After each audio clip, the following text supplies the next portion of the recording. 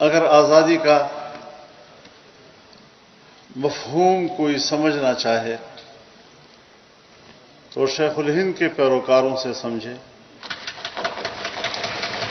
اگر آزادی کا مقام اور اس کی قدر و قیمت کوئی سمجھنا چاہے تو باچا خان اور خدائی خدمتگاروں کی قربانیوں سے سمجھے۔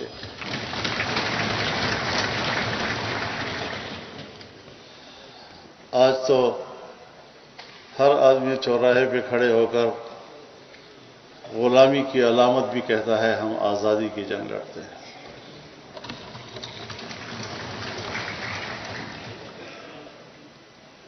آزادی کی قیمت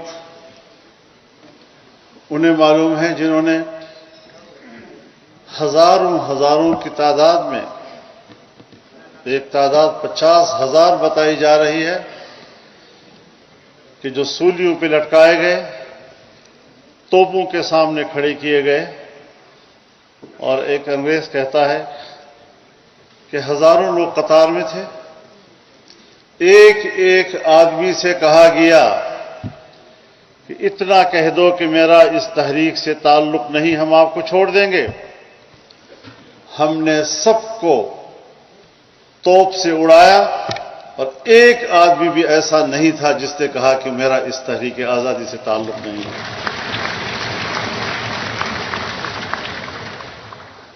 لیکن بدقسمتی سے پاکستان بنا تو، لیکن اس میں قربانی دینے والے اور آزادی کے لیے لڑنے والے اور انگریز سے پنجہ آزمائی کرنے والوں کو قدر نہیں ملتی۔ بدقسمتی یہ ہے، حالانکہ ان کو اس سرزمین پر ہیرو کی حیثیت حاصل ہونی چاہیے تھی۔ تاریخ میں تحریک خلافت کا انکار نہیں کیا جا سکتا، وہ تاریخ کا حصہ ہے، لیکن ہماری کتابوں میں تحریک خلافت کا کوئی تذکرہ نہیں ہے بھی تو الٹے سیدھے انداز کے ساتھ۔ لیکن بہرحال میں اپنے آپ کو خوش قسمت سمجھتا ہوں۔ باچا خان بڑے آدمی تھے، اور ایک دن تو مجھے ایسی حیرت سے ان کو دیکھنا پڑا، میں تفصیل تو نہیں بیان کروں گا کیونکہ کچھ باتیں ایسی ہوتی ہیں کہ جب میں ان کے ساتھ بیٹھا ہوں، اور شاید ولی باغ میں ہم بیٹھے تھے، مشہور یہ تھا کہ باچا خان بہت سختی کرتے ہیں، اور مہمان کو بھی جب کوئی چائے وائے پلاتے ہیں تو بڑے کنٹرول کے ساتھ، ایک کپ سے زیادہ نہیں پینا، اتنا اس سے زیادہ روٹی نہیں کھانی۔ اور مجھے اتنا یاد ہے کہ جب بھٹو صاحب کے زمانے میں تحریک چل رہی تھی تو خان عبدالولی خان، مفتی صاحب، چودھری ظہور الہی، نوابزادہ نصر اللہ خان، یہ قافلے میں چل رہے ہوتے تھے تو خان عبدالغفار خان بھی ساتھ ساتھ اس جلسے جلوسوں میں شریک ہوتے تھے۔ تو پھر یہ سارے حضرات باچا خان سے چھپ چھپا کے کسی کے گھر میں بیٹھ کر چائے کھانا وغیرہ کھاتے تھے، اور جب خان صاحب کو پتہ چلتا تھا تو پھر ان کو ڈانٹ بھی ملتی تھی کہ تم کیا انقلاب برپا کرو گے جب تم یہ عیاشیاں کر رہے ہو۔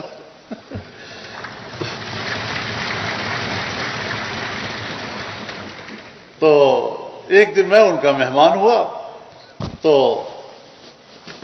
اس دوران میں میرے مہمان وہاں بننے کا سبب یہ تھا کہ دلی میں جمعیت علماء ہند نے حضرت شیخ الہند سیمینار رکھا تھا، تو میری ڈیوٹی لگائی تھی کہ آپ نے باچا خان کے پاس جا کر ان کو دعوت دینی ہے تاکہ وہ یہاں دلی آ کر اس میں شریک ہو سکے۔ تو اس غرض کے لیے میں ان کے پاس گیا تھا۔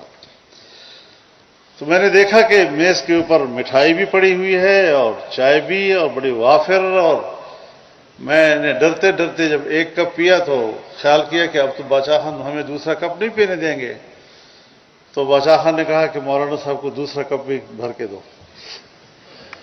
تو اس کے بعد جب مٹھائی تقسیم کی تو سب کو مٹھائی تقسیم کرنے کے بعد کہا کہ مٹھائی واپس لا کر مولانا صاحب کے سامنے رکھو۔ میں نے سوچا کہ آج معمول سے رویے بدلے ہوئے ہیں. یہ ان کی ایک شفقت تھی، ایک محبت تھی جس کا انہوں نے اظہار کیا. اور اس سے آگے جا کر میں آپ کو عجوبہ سناؤں. میں نے کبھی اس کا اظہار نہیں کیا، لیکن آج ان کا تذکرہ ہے تو ہونے دیں، اچھا ہے. تو میری طرف دیکھ کر کہا کہ فضل الرحمان بات سنو، یہ ولی کو ذرا سمجھاؤ، اس کو سیاست کرنی نہیں آتی. اب میں ہکا بکا ان کی طرف دیکھ رہا ہوں کہ چلو ولی کہنا تو آپ کا حق ہے، آپ کا بیٹا ہے، لیکن میرے لیے تو ان کی حیثیت باپ کی ہے. میں تو اسے سیاست سیکھتا ہوں، میں نے اس کو کیا سمجھانا ہے.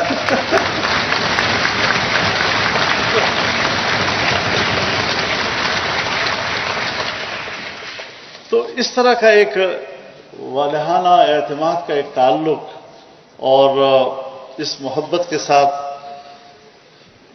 جس دن خان صاحب کا جنازہ تھا، ہم سب جنازے میں شریک تھے، اور میں نے دیکھا خان عبدالولی خان کو جس افسردگی کے ساتھ. وہاں سے میں نے ایک سبق سیکھی کہ باپ بیٹے کے لیے عمر کی کوئی قید نہیں ہے. جس طرح چھوٹا بچہ یتیم ہو کر باپ کے جانے کا احساس کرتا ہے،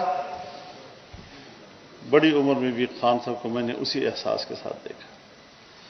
اور ان کے ایک اور رفیق تھے اسیر مالٹا، مولانا عزیر گل رحمۃ اللہ علیہ کا خیل تھے، اور ہم خاکوٹ جاتے تھے اور وہاں سے میاں گانو سیارے میں وہاں رہتے تھے. ہم وہاں ان کی خدمت میں حاضر ہوا کرتے تھے. ان کو بھی اللہ نے بڑی لمبی زندگی دی تھی، اور بس یہی دو ہی دوست تھے حضرت شیخ الہند کے جو ایک لمبے عرصے تک اس دنیا میں رہے اور ان کے فیوضات سے دنیا نے استفادہ کیا. تو مجھے خاص طور پر کہا کرتے تھے کہ بیٹا جب تم واپس جاؤ اس خاکوٹ میں تو میرا ایک دوست ہے، ان کے گھر ضرور جانا. وہ خدائی خدمتگار تھے. حاجی صاحب کیا نام تھا ان کا؟ رات خان بابا جی.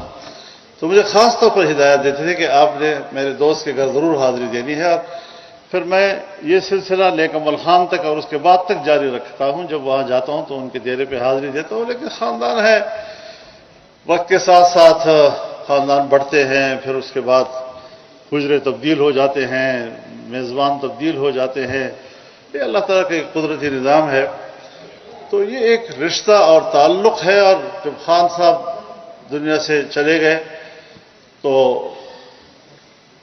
مجھے یاد ہے جب میرے والد صاحب کا انتقال ہوا تو میں جیل میں تھا 82 میں. اور پھر اس کے بعد خان صاحب ڈیرہ اسماعیل خان تشریف لائے، باچا خان صاحب، اور کہا کہ میں فضل الرحمان کو ملنے جیل جاؤں گا. اور ساری پولیس اور فوج اور سارے الرٹ ہو گئے کہ خان کو جیل میں آئے گا، کیسے آئے گا جی. میرے پاس جیل والے آ گئے کہ بادشاہ خان کی ضد ہے کہ میں فضل الرحمان سے ملوں گا اور اجازت ہے نہیں. تو میں نے کہا پھر کرو گے کیا ان کے ساتھ؟ انہوں نے کہا وہ بھی کھڑے رہیں گے اور ہم بھی کھڑے رہیں گے، کیا کر سکتے ہیں جی. تو یہ ایک محبت تھی ان کی. اور پھر میرے گھر گئے عبدالخیل، بغیر اطلاع کے گئے، اتنی بڑی شخصیت اور بغیر اطلاع اور پروٹوکول کے. اور جب میرے حجرے پہ آئے تو کوئی بھی گھر میں نہیں تھا سوائے میرے ایک سب سے چھوٹے بھائی کے جس کی عمر 2-2.5 سال کی تھی. تو کہا اسی کو لے آؤ اور اس کو گھر سے باہر بلایا.